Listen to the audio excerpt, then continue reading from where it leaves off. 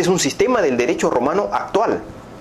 Porque él dice, el derecho romano tiene una gran racionalidad intrínseca que no se puede perder. Entonces lo que él hace es, voy a eliminar, digamos, de la maleza, lo que ya es anticuado, todo lo antiguado que ya no se aplica, eso lo elimino, pero lo voy a traer a la vida con un libro en donde hable del derecho romano, pero que se aplica ahorita. Entonces, así funda el derecho moderno, pero no de la nada. Él está inspirándose en el derecho romano, pero actualizándolo a su momento. A su momento que es, ojo, que es un momento en donde ya hay capitalismo. Y él ya está pensando en eso, está pensando en las relaciones capitalistas, en la economía, etcétera, ¿no? Claro, no había economía de mercado necesariamente, no más era una economía media mercantilista, pero ya está pensando en ese tipo de relaciones, ya no en las del derecho romano. Por eso que elimina la maleza y funda un nuevo derecho, comparado con lo anterior, y del cual todos han ido bebiendo. Todos los códigos del siglo XIX toman lo de Savigny, que es el libro más influyente de la historia del derecho, es el de Savigny. Y Hernández Gil, un español, dijo, el jurista más importante de la historia es Savigny. De toda la historia, es Savigny, ¿no? Es el más importante de la historia. Fundó el derecho moderno. Después hemos hablado nosotros. Modalidades del acto jurídico. Condición, plazo, modo. Condición, plazo, modo, ¿correcto? Condición, plazo, modo, son las modalidades. ¿A qué se refiere con modalidades? Que son accidentales. A eso elementos accidentales. No son esenciales. Puede haber como puede no haber. A eso el Código Civil le llama modalidades. No es de esencia, es modalidad. Eso es parte filosófica también, de la filosofía escolástica. Una cosa es la esencia y otra cosa es el accidente. ¿Qué es la esencia? Lo que te tipifica como tal. El accidente, lo que puede haber o puede no haber. Por ejemplo, una persona se le cayó el cabello. ¿Es otra persona o es la misma? El cabello, entonces, ¿qué es? Es accidente. Puede haber, puede no haber. ¿Se dan cuenta, no? Eso es filosófico. Acá también está presente. Modalidad significa elementos accidentales. Podría haberlo, podría no haberlo. No cambia que el acto jurídico sería válido si que ellos. Pero podrían pactarse. ¿Cuáles son? Condición, plazo, modo. ¿Ok? Eso es lo que regula el acto jurídico. Condición suspensiva y condición resolutoria. Primero, ¿qué es una condición? Así, término simple para dar examen, ¿ya? Sí, porque tampoco vamos a hacer todas las teorías del mundo de la condición, sino definición simple como para un examen. ¿Qué cosa es una condición? Es un hecho futuro e incierto que suspende los efectos o determina la extinción del acto jurídico si es que se produce. Pero siempre es un hecho futuro e incierto, o sea que no depende de las partes. Futuro e incierto, no pasado. Porque se presume esto, si es pasado ya ocurrió, entonces ya se sabe. Aunque también podría decir, pasó, pero no sabemos si ocurrió. Pero bueno, ya. La definición es de hecho futuro e incierto. Porque si es hecho futuro cierto sería el plazo, porque el plazo siempre va a ocurrir. Entonces la condición puede ser suspensiva, el acto no tiene eficacia, o resolutoria, el acto tiene eficacia, pero si la condición se produce, cesa su eficacia. Condición suspensiva, condición resolutoria. Ahora, las cosas se pueden pactar, digamos, lo mismo se puede lograr pactando las dos fórmulas, ¿ah? Por ejemplo, en negativo sería condición suspensiva de que llueva. Ya. Si llueve, hay contrato, ¿sí o no? Condición suspensiva en caso que llueva. Perfecto.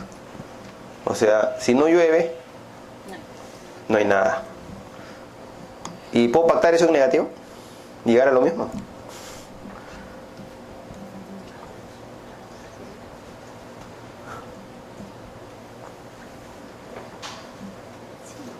¿Puedo llegar a lo mismo?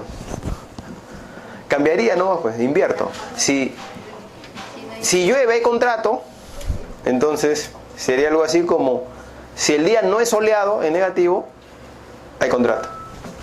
¿Se encuentran? O sea, se puede pactar como quieras y llegas a lo mismo. Llegas a lo mismo convirtiéndolo en positivo o en negativo. Cambias, invierte nomás el verbo rector o el elemento decisivo del hecho. Lo inviertes y quedaría lo mismo, ¿eh? Puedes pactar la cosa, a lo que voy es, Las condiciones pueden ser en positivo o en negativo, ¿eh? Que ocurra algo o que no ocurra.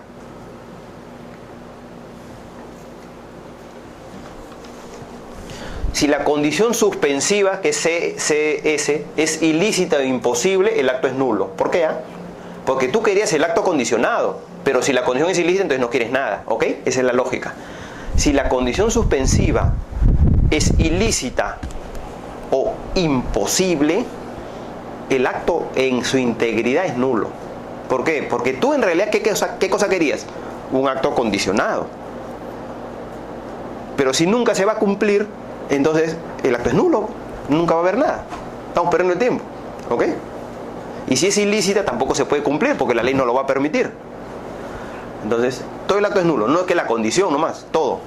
Porque en realidad tú querías el acto condicionado, pero como esa condición nunca se va a cumplir, entonces nunca va a tener efectos. Es nulo el acto, en general. Pero acá es al revés. Si la condición resolutoria es ilícita o imposible, la condición resolutoria se tiene por no puesta. Ahí es al revés. ¿Por qué? Porque como es resolutoria, el acto ya tiene efectos. Ya está teniendo eficacia. Entonces, si tiene eficacia y tú le pones una condición imposible, en realidad, ¿qué cosa es lo que estás queriendo? Que siempre tenga efectos. Porque si es imposible, nunca va a cesar. Entonces, lo que se tiene por no puesto es la condición, no el acto. El acto no sufre, el acto subsiste. Ya. Bueno, acá hay una cuestión que es una especie de trabalenguas, ¿no? Si de mala fe tú impides la condición, se entiende que es cumplida. ¿Por qué? Porque la condición es un hecho futuro incierto. Pero si tú estás viendo que va a ocurrir y quieres impedirlo, ya, o sea, en otras palabras, ya tú te estás entrometiendo en el curso natural de las cosas para impedir los hechos. Ya no es incierto, porque tú te estás entrometiendo en el curso natural de los acontecimientos. Entonces, si tú tratas de impedir la condición, se entiende al revés por cumplida. Y si tú de mala fe tratas de que se cumpla, al revés, ¿no? Si tú de mala fe tratas de entrometerte en los acontecimientos para que se cumpla, ocurre lo contrario, es no cumplida. ¿Ok? Es un trabalenguas. Si yo a la fuerza quiero que se cumpla, es no cumplida. Si yo a la fuerza quiero que no se cumpla, se entiende cumplida. Es al revés nomás. ¿Ok? Es como una sanción pues a la mala fe. Así de simple y sencilla. La condición potestativa, ¿qué cosa es? Cuando el hecho depende del deudor. El hecho depende de la potestativa del deudor. Si quiere lo hace, si quiere no lo hace. Entonces, en ese caso, bueno, el acto es nulo, pues, porque los actos no pueden existir al arbitrio o a la discrecionalidad de la parte. Entonces, en verdad, se entiende que esa promesa no es seria. Y como no es seria, es nulo el acto. ¿Por qué? Porque no voy a poner una condición donde yo cuando quiero lo cumplo, cuando no quiero no lo cumplo. Entonces, como es un acto a discreción del deudor o a discreción de una de las partes, se entiende que el acto es nulo en su totalidad.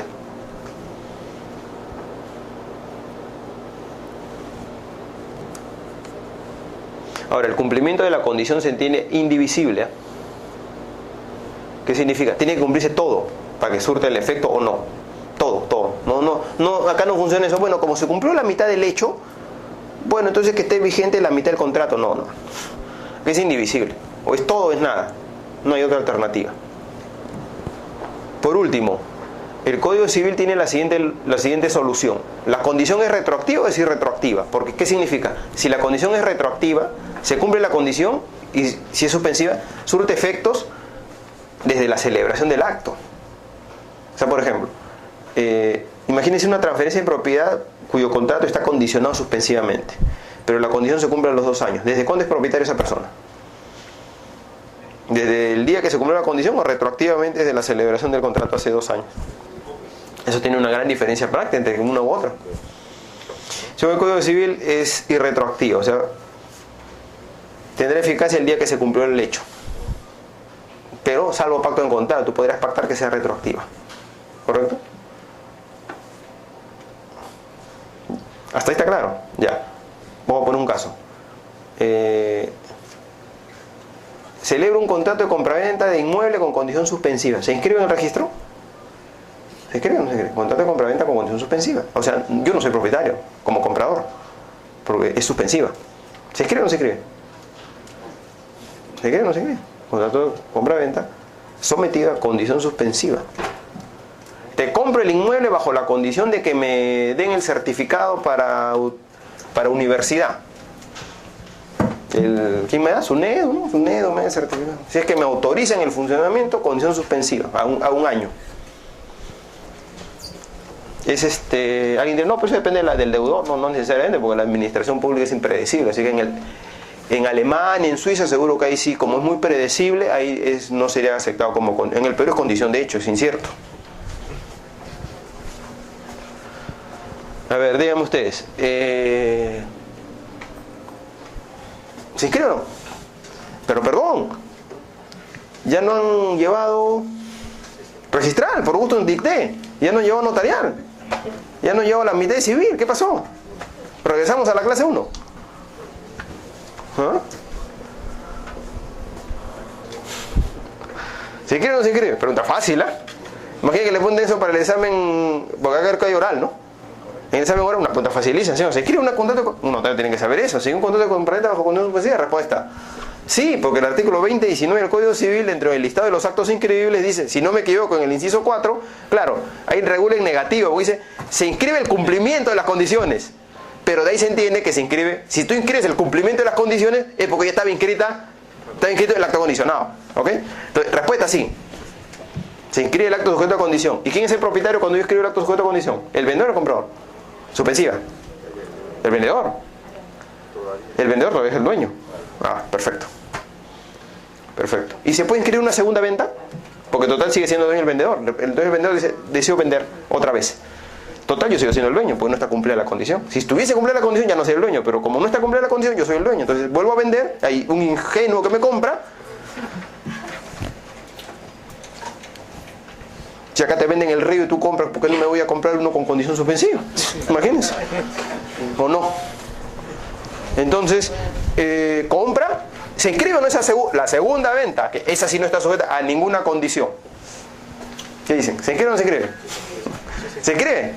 ¿O impide la primera venta sin efectos? La primera venta no tiene efectos. ¿Se inscribe la segunda venta? Perfecto. Ya. ¿Y qué pasa si se cumple la condición?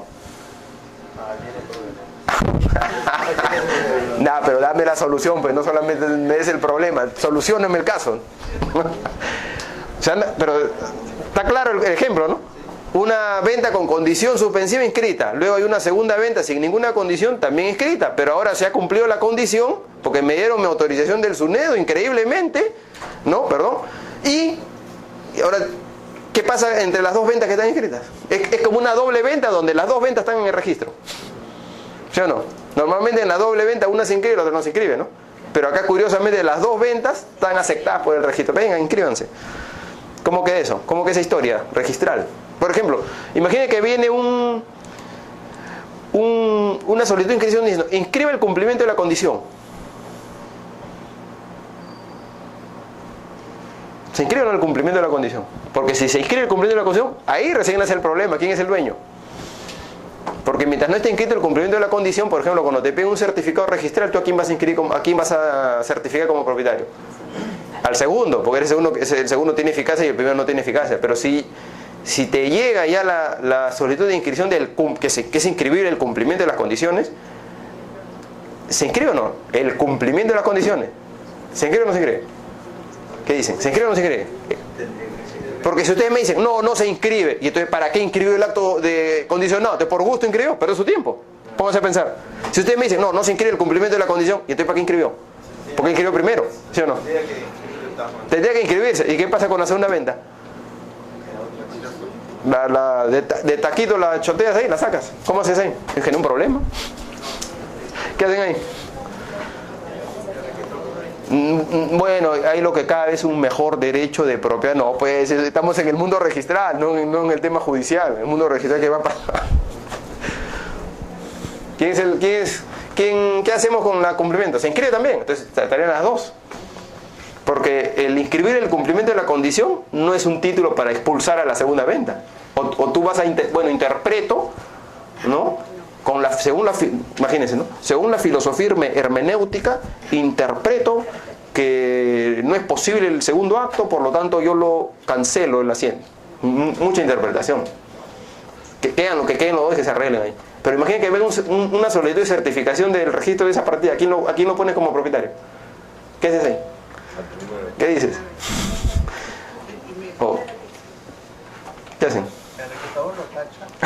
Espera que el tribunal... Ah, bueno, esa es la solución, esa es la solución realista, digamos. ¿La solución realista de cuál? ¿Del cumplimiento? Claro, porque O sea, no va a inscribir el cumplimiento. No. Sí, Pero va a esperar- realistamente lo más probable es que eso pase, que no inscriba el cumplimiento de la para que condición. el tribunal dirija. Por lo menos agote la vida. Ya, pero yo le voy a decir algo más. La condición tiene efecto retroactivo y retroactivo. Y retroactivo, perfecto. Tiene efecto, o sea, recién cuando tiene eficacia esa venta original. La primera, pero no es original, la primera venta. Cuando se cumplió. Pero cuando se cumplió la condición de la primera venta, ya había sido vendido. ¿Quién está mejor? ¿Quién está mejor? ¿Primero o segundo? Porque cuando se cumplió la condición, ya lo había vuelto a vender. ¿Se dan cuenta o no? Conclusión. Hay dos conclusiones acá. Primero, inscribir un contrato condicional entonces no me da nada. Porque yo lo inscribo, pero como la condición es irretroactiva, entonces, ¿para qué me sirve inscribir? Si igualito viene otro después, y como lo mío es irretroactivo, es por gusto inscribir, porque en realidad va a tener efectos cuando se cumpla la condición. No me sirve para nada inscribirlo antes. Primera consecuencia. ¿Se dan cuenta o no? Segundo, siendo ello así, lo lógico suponer es que el registro debe exigir la inscripción de los contratos condicionados cuando la condición sea pactada o retroactiva. Porque solo así tiene sentido inscribirla. O sea, si te llega un contrato condicionado y no dice nada sobre la eficacia de la condición, el registrador debería decir, perdóneme, pero si usted no pacta que esto es retroactivo, no tiene ningún sentido inscribirlo. Porque si yo lo inscribo sería un saludo a la bandera, porque viene otro acto y usted está por gusto acá. Porque no va a retrotraer, pues. Y el efecto de esa inscripción sería retrotraer a ese día. Pero si no va a retrotraer, no hay razón para inscribirlo. Es como que venga, imagínese, una anotación de emana, pero no es retroactiva a la anotación, a la inscripción, a la anotación. O sea, por gusto es. Entonces, ¿para qué la vas a inscribir? No tiene sentido. ¿Se dan cuenta o no? La lógica. Entonces, ahí hay dos alternativas. O saltarse el Código Civil y decir, no, vale la inscripción, no sé cómo, porque la condición suspendida sería retroactiva, es saltarse el Código Civil, una, y la solución más lógica sería exigir que solamente es inscribible, por interpretación, las condiciones que son pactadas como retroactivas. Y eso sí tiene relación con otro tema que ya es un defecto del Código Civil. Normalmente las condiciones son retroactivas, porque eso es lo que tú quieres, pues. O sea, ¿para qué celebras un contrato anticipándote si no va a ser para que cuando se cumple esa condición el efecto venga hacia atrás? Normalmente más bien la lógica es que sea retroactiva, no irretroactiva. Este es un error, ¿no? Lo que pasa es que acá han pensado así, las leyes son irretroactivas. Ah, ¿cómo va a haber pues contratos retroactivos? Eso no tiene nada que ver, porque esto es voluntad de las partes, esto no es ley. La ley sí, pues a la generalidad no lo va a afectar, pero este es un contrato, si queremos que sea retroactivo, ¿por qué no sería retroactivo? Ahí han fallado, ¿no? Entonces, han querido igualar ley y contrato, o acto jurídico. El error parte en realidad del legislador, que ha puesto una condición normalmente irretroactiva, cuando lo lógico suponer es que deba ser naturalmente retroactiva. Pero es un problema que le puede generar al registro. Entonces, por ejemplo, miren, si el registro no inscribe el cumplimiento de la condición, estaría bien, porque le diría, perdón, tu cumplimiento de condición recién surte efecto ese día. Y ese día, por ser retroactiva, y ese día ya está inscrito otra venta, mala suerte. Más bien estaría bien. Pero llevaría la siguiente respuesta. Y entonces, ¿para qué inscribiste la primera venta? Fue casi un saludo a la bandera, un acto inútil.